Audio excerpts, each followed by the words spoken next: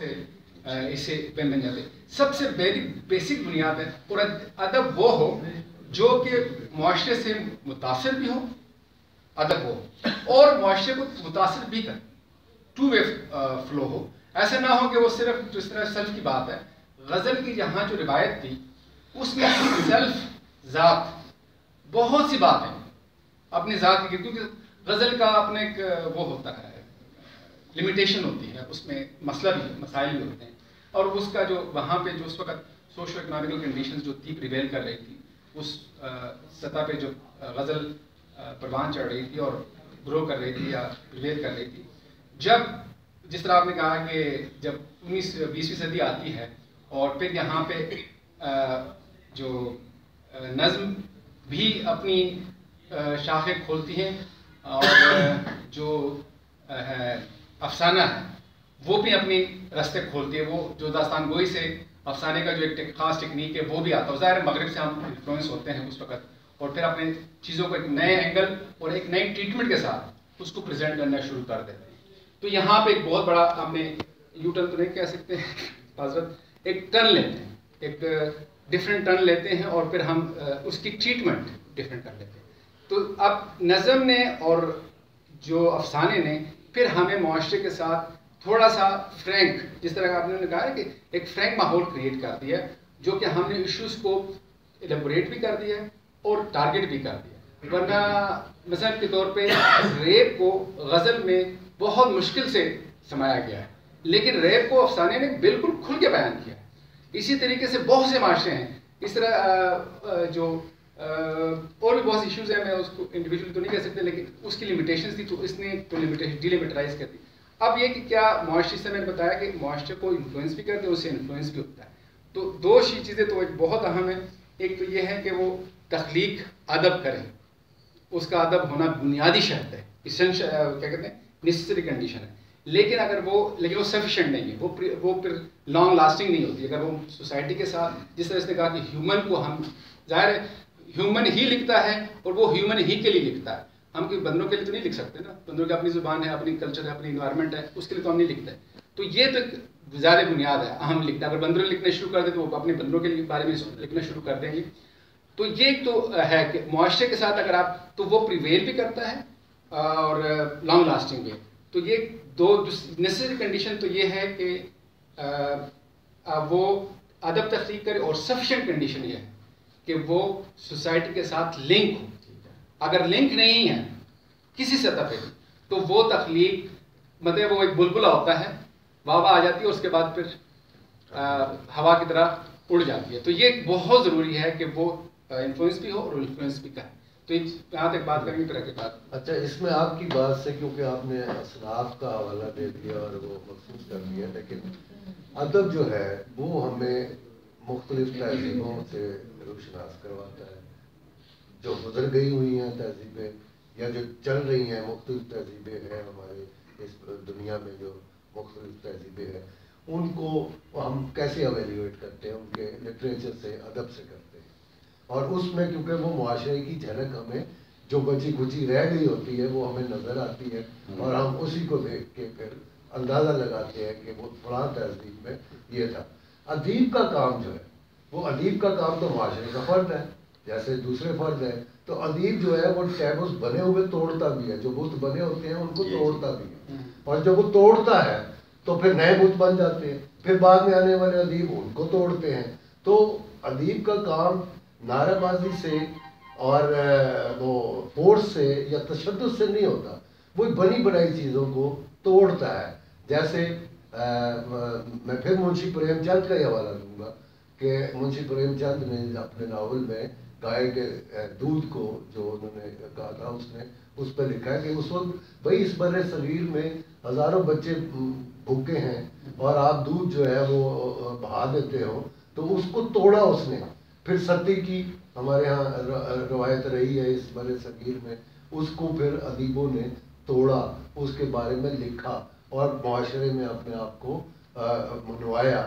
ادیب کا کام یہ نہیں ہے, یہ ادیب تو ایک ایسی حسین عورت کی طرح وہ معاشرے کو پینٹ کرتا ہے جو آدھا دکھاتی ہے اور آدھا چھپاتی ہے. تو یہ اس کا کام تو یہ ہے. اور وہ اندر سے صلاحیت کرتا ہے. تو اسی کو آگے بڑھتے ہوئے میں فرق ندیم سے بات کروں گا، کیونکہ آپ کا یہ موضوع رہا ہے اور آپ اس میں آپ نے کچھ علامتیں بھی دریافت کی ہیں اور ان کو کھولا بھی ہے، آپ کی کتاب بھی آئی ہے. تو میں یہ سمجھتا ہوں کہ آپ اس حوالے سے آگے بات کو بڑھائیں. شکریہ محمد بھائی. طبیعت کچھ آج ٹھیک نہیں ہے، لیکن میں پہنچنا ابھی بہت بڑی سرکس کی بات کا مزاج ہے.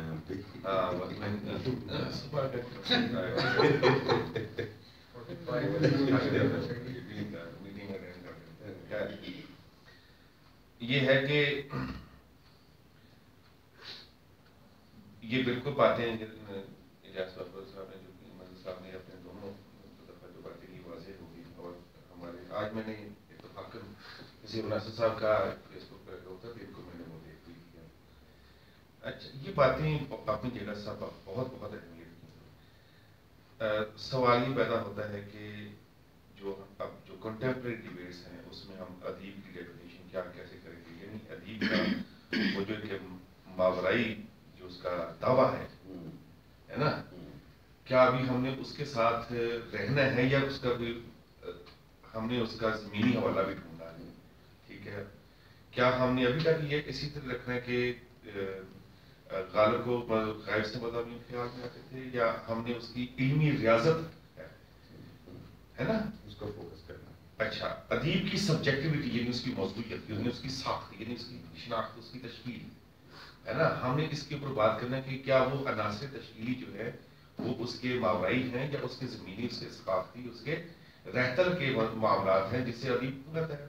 ادیب کی نظم ہے نا، یعنی اس کا بطن جو ہے اس کا، چاہے اس کا ناول ہے یہ ہے، پھر یہ اس کی جو ہے نا ایک اس کی ایک گیانی یا وجدانی کیفیت کا ایک شاخسانہ ہے یا نتیجہ ہے، یا اس کے سماج کے ساتھ انٹریکشن کے نتیجے میں، اس کے اتفاق کے ساتھ، اس کے تجربے کے نتیجے میں کوئی چیز وجود آئی ہے.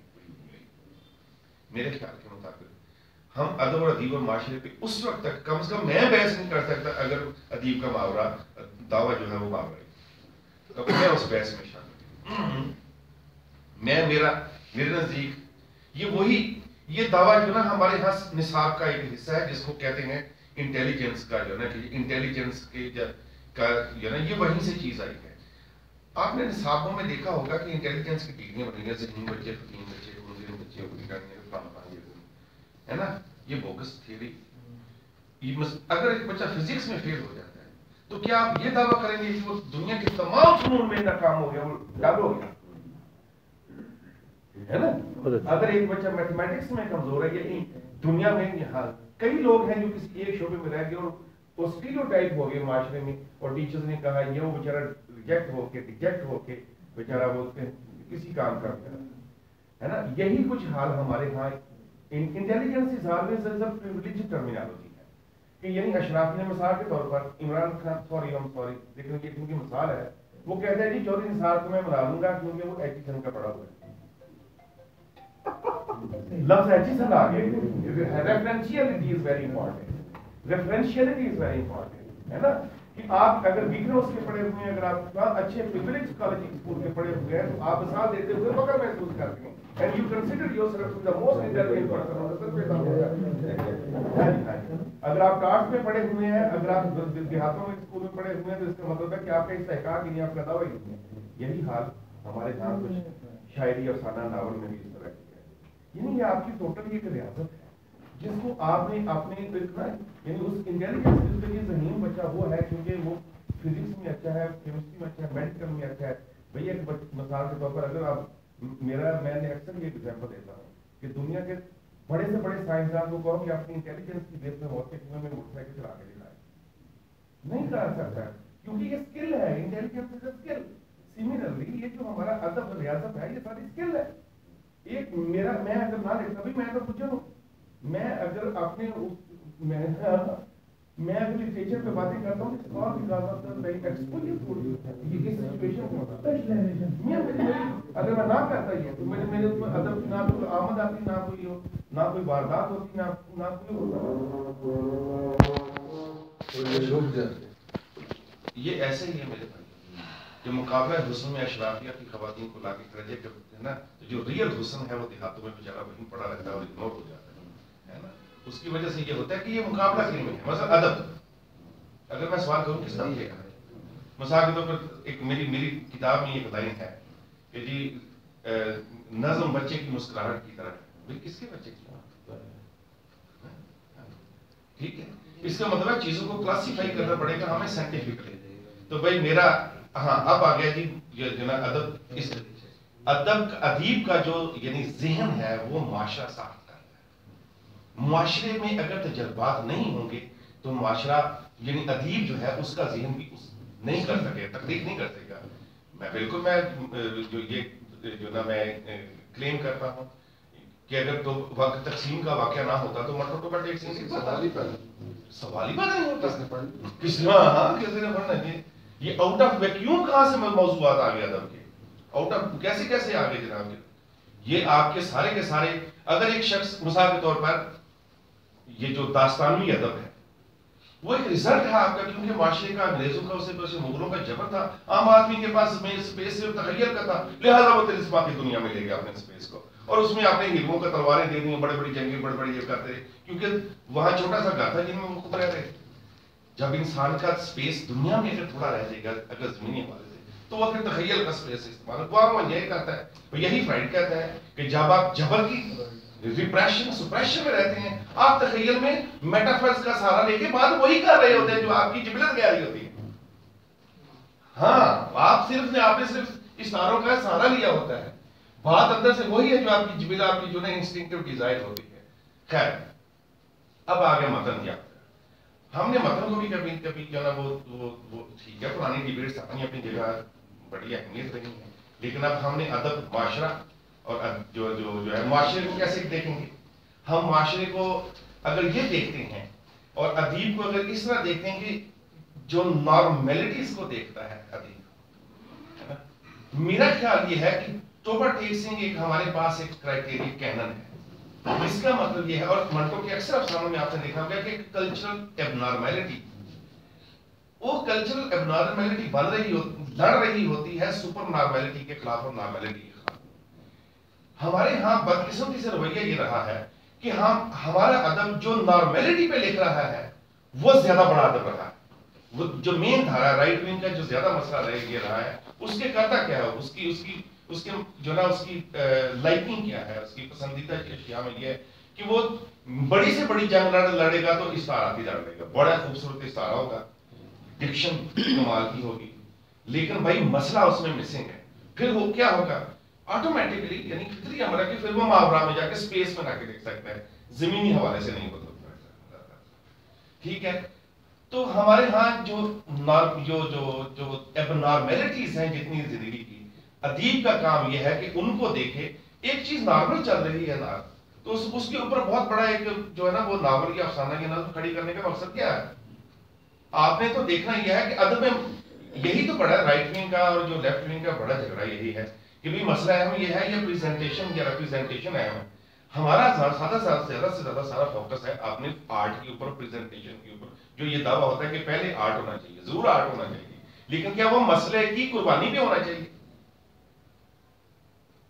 بس اسی پہ بہت اچھی بات. اسی بات کو آگے بڑھاتے ہوئے اور کوئی صاحب، کیونکہ میں ایسے ہی نا اپنے صدارتی اختیار میں استعمال کرتا ہوں، کوئی صاحب اگر ہاتھ کھڑا کر سکتے. جی ہاں آپ. میرا نہیں خیال کہ مطلب یہ ادیب کو اسلام کی جو ہوتے ہیں ٹی وی کے فائدے اور نقصان کی شکل میں دیکھیں. یہ تو ایسے جس طرح روشنی ہے تو نظر آئے گا تو روشنی ہے.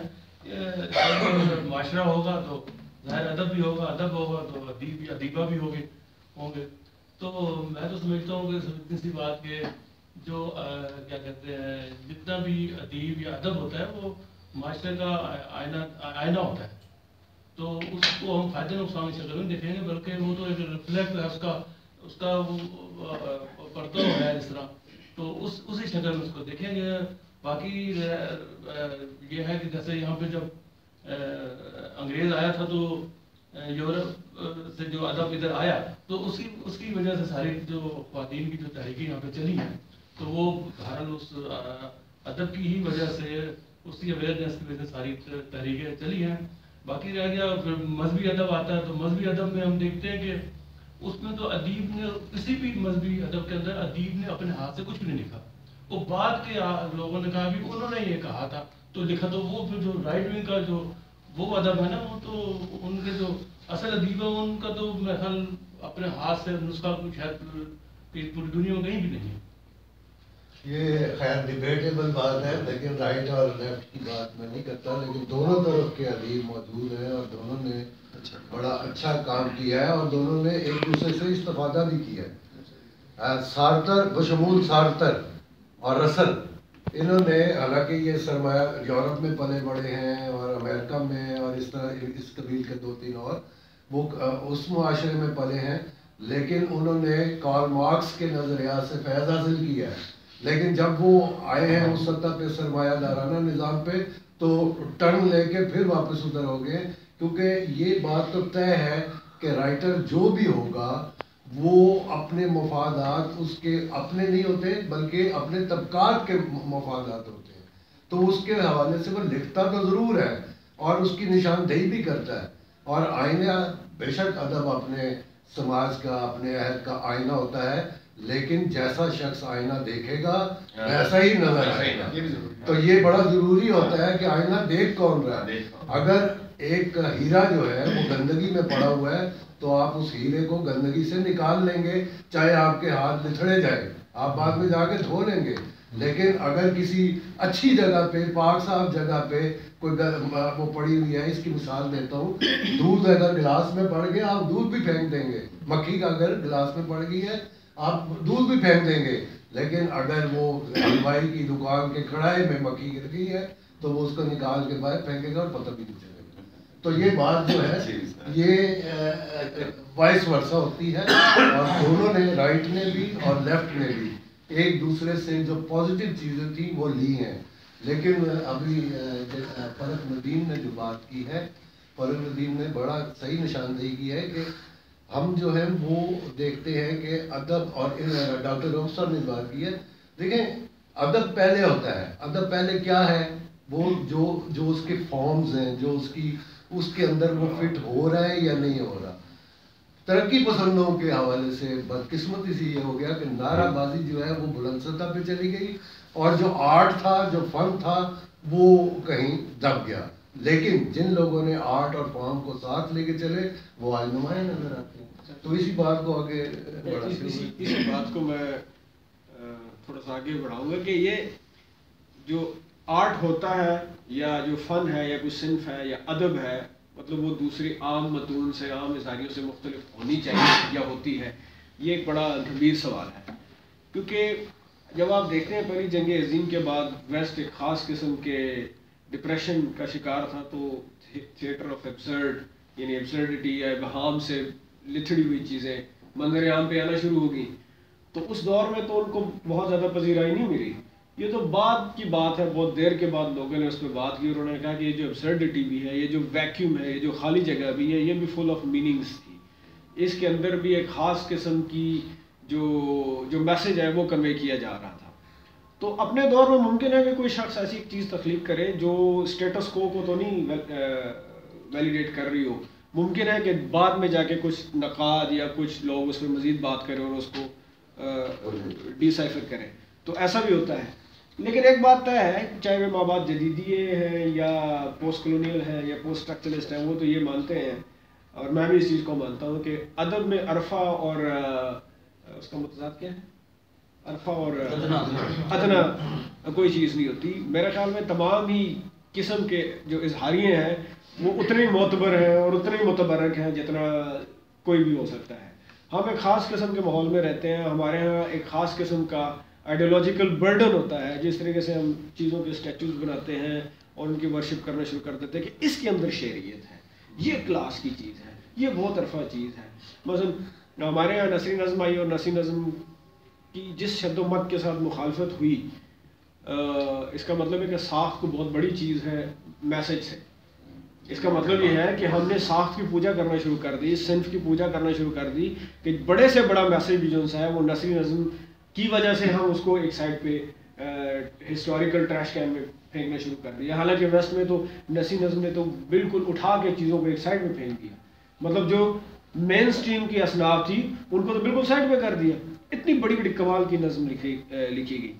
اب سوال یہ ہے کہ کیا ہمارے ہاں ہم چونکہ کمپیریزن کرنا شروع کر دیتے ہیں کہ جی ویسٹ کی ایسے لکھے گی. ویسٹ کی اپنی استھیٹکس ہے, اپنی جمالیات ہے, اپنی اس کے ایک خاص قسم کی تربیت ہے, اس کے پیچھے 500 600 700 800 سال کی ایکیڈیمک تربیت موجود ہے ان چیزوں کو سمجھنے کا. ہمارے یہاں اس طریقے سے ہے نہیں. ہمارے یہاں تو ابھی بھی جو معاصر تنقیدی تناظرات ہیں, اگر اس کے پرتو میں کسی چیز کو دیکھا جائے اور ہر چیز کو ویلیڈیٹ کیا جائے تو وہ بھی متروک سمجھی جاتی ہے, وہ بھی بالکل ایبسرڈ سمجھی جاتی ہے.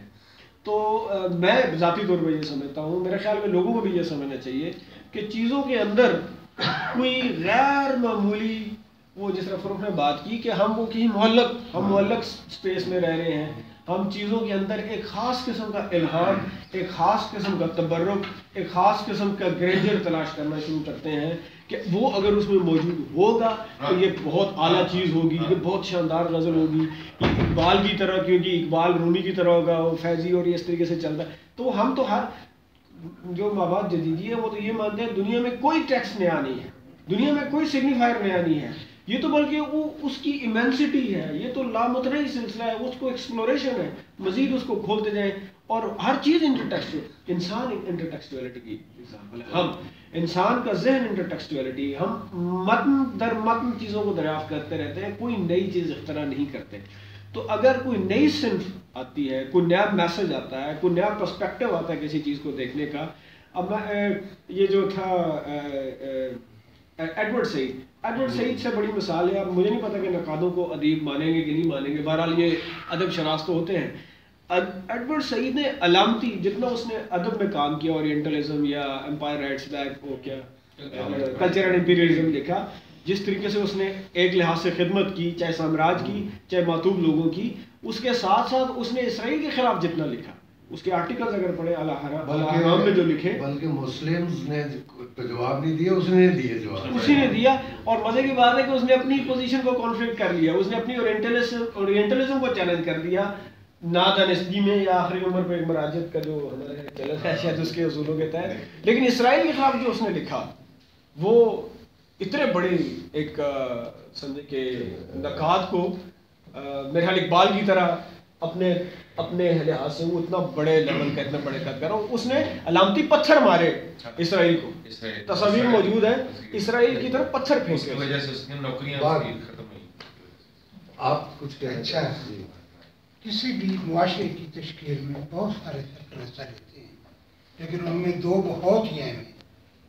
ایک یہ ہے کہ معاشرہ جو ہے اسباب ہدایت کے تحت تشکیل پاتا ہے یا اسباب معیشت کے تحت, اسباب معیشت یا اسباب معیشت کے تحت یا اسباب ہدایت کے تحت. تو ابتدائے آفرینش سے لے کر اب تک یہی چلتا آیا ہے, اور یہ جو مختلف ادوار ہیں ان میں ایسے معاشرے بھی تھے جو کچھ ضرب و طرف سے بہت زیادہ متاثر ہوئے.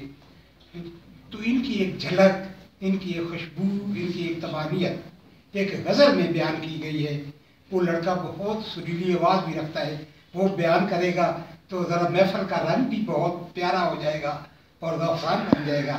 تو ابھی کیا وہ تو آخر میں نا, میں یہ انہوں نے جو دو پوائنٹ روایت کے حوالے سے, معاشیات کے حوالے سے, ہدایت کے حوالے سے, وہ ہم یوں کہہ سکتے ہیں, خیر اختیار بھی کہہ سکتے ہیں. تو ڈاکٹر صلاح الدین درویش یہاں موجود ہیں. اس موضوع پہ ان کی 2-3 کتابیں ہیں, انسان دوستی کے حوالے سے بھی, اور باقاعدہ ان کا تھیسز رہا ہے معاشیات اور ادب اور یہ سیاست اور انسان اور کائنات اور یہ سارے موضوعات انہوں نے 2-3 کتابوں میں لکھے ہوئے ہیں. تو میں آپ سے گزارش کروں میں ریاض بابر کی جو سروس آف ڈرافٹ کی درس ہے اس کو میں تھوڑا آگے لے کر جانا چاہ رہا ہوں. انہوں نے بہت اچھی باتیں کی ہیں. مسئلہ یہ ہے کہ ہمارے جو آرٹ کا کوئی نمونہ, کوئی نظم, کوئی ناول, کوئی افسانہ, ڈرامہ, اس کا کوئی ٹکڑا جب ہم اس پرسپیکٹو میں دیکھتے ہیں نا کہ ادب اور سماج اور انسان، یہ جو ٹرائکا بنتی ہے، ایسے لگتا ہے کہ لٹریچر اور آرٹ کوئی چیز ہے جو بوجود کنزیوم نہیں ہو رہی، اور اس چیز کو یوں لکھا جانا چاہیے کہ جو ادب، انسان اور سماج کی جو ٹرائکا ہے اس کو بھرنے میں اپنے حصے کا کردار ادا کر سکے۔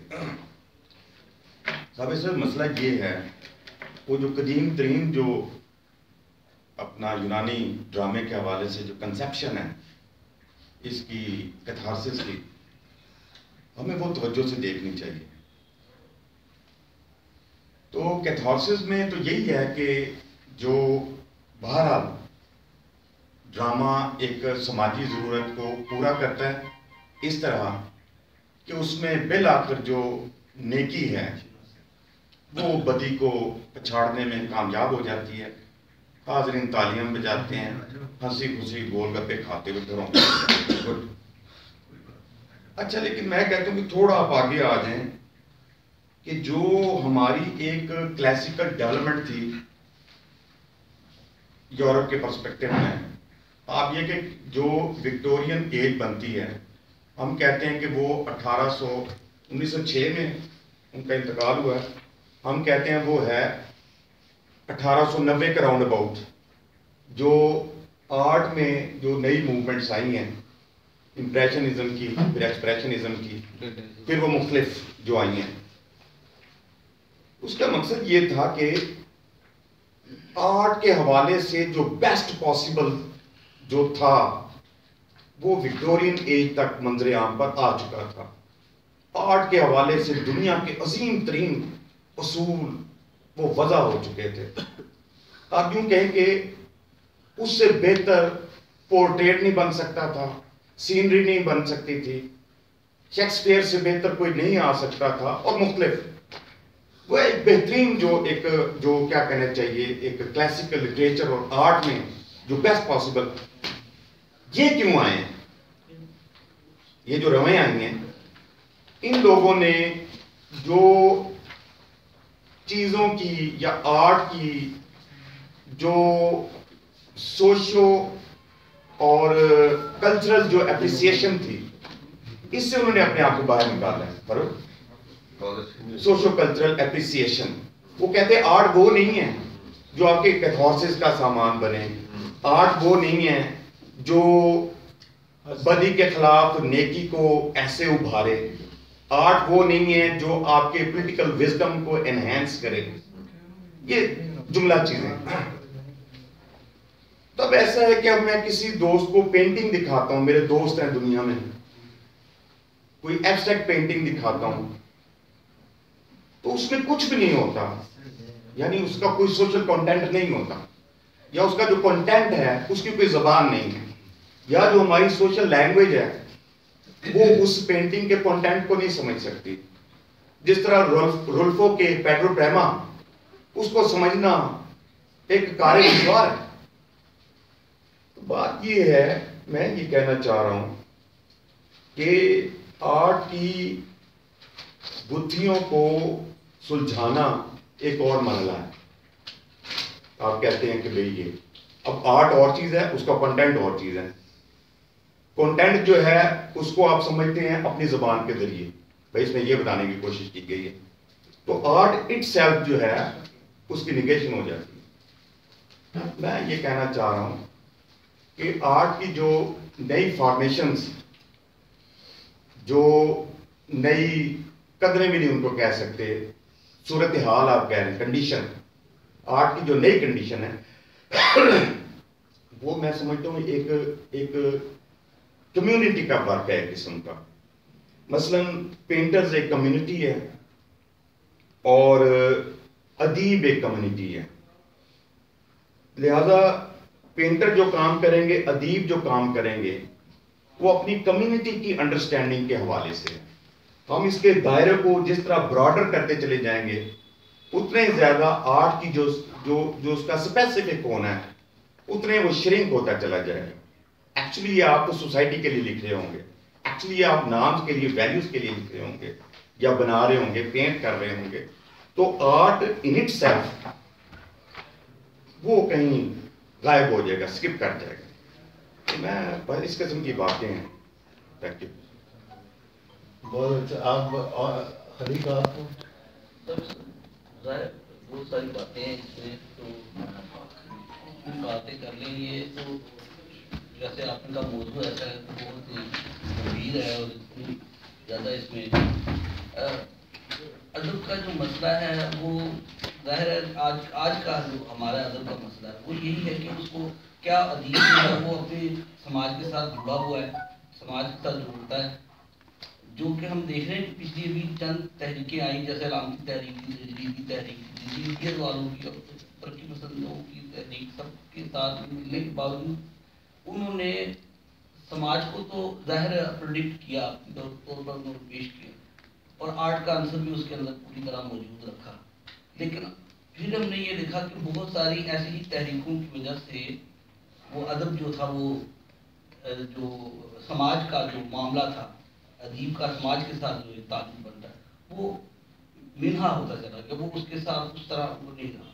फिर आज के अदब में भी अदीब जो है वो अपने समाजियात में ज़्यादा चला जाता है और वो जो लोग नामवर हैं, जो कि अच्छा अदब तख्लीक करने के अहल हैं, वो अदब को उस तरह तख्लीक नहीं करते और वो दूसरी लवाज़मात में या और तरह के मामलात में उनका अमल दखल शुरू हो जाता है, जैसे कि हम इस सिनेरियो में देख रहे हैं। ज़ाहिर है कि हमारे दोस्तों ने उसको एक तारीखी तनाजुर में देखा, एक आलमी तनाजुर में भी देखा। ज़ाहिर है वो बहुत वास्ट मौजूद है, क्योंकि उस पर तो आप रुक नहीं सकते कहीं पर भी। लेकिन अगर हम अपने अदब, अपने समाज के और उसके तकाज़ुल के मुताबिक अब देखते हैं तो फिर बहुत सारी गंभीरता, बहुत सारे मसाइल नज़र आते हैं। और अदीब जो है वो अदब से भी पूरी तरह जुड़ा हुआ नहीं है और फिर अपने तकाज़े जो थे कि अदब माशरे के साथ जो उसके तकाज़े थे वो पूरा करता नज़र नहीं आता। मंटो की बात जब की गई है और मंटो के बाद जो हमारे अहमदीन कासमी जैसे लिखने वालों ने अपने देहाती मंजर निगारी और उसके साथ अदब को पूरा पेश किया, उस पूरी सकाफत को, उस पूरी ज़िंदगी को उन्होंने पेश कर दिया उसके अंदर मौजूद। लेकिन वैसा अदब आज अगर तख्लीक हो रहा है तो क्या उस पाए का अदब भी तख्लीक हो रहा है, वो अदीब उस पाए के लिखने वाले मौजूद हैं और क्या वो उसके साथ इंसाफ कर रहे हैं उस अदब को, जो कि एक आप कारी के लिए भी दिलचस्पी का मुहर्रिक हो। अब एक मसला ये है कि कारी जो है वो अवेलेबल नहीं है, वो ज़बान का मसला आ जाता है। जो नए लोग हैं, जो नए वो उन्हें उर्दू का मसला है, उन्हें पढ़ने का, लिखने का, समझने का, उर्दू समझने का मसला है। तो मसाइल इतने ज़्यादा हैं इसके अंदर कि हम सोचते हैं कि अदब, और यहाँ तक लोग कहते हैं, अदीब तक ये लोग बात कहते हैं कि अदब का तो अब कोई रेलिवेंट ही नहीं है, कोई वजह बनती ही नहीं है अदब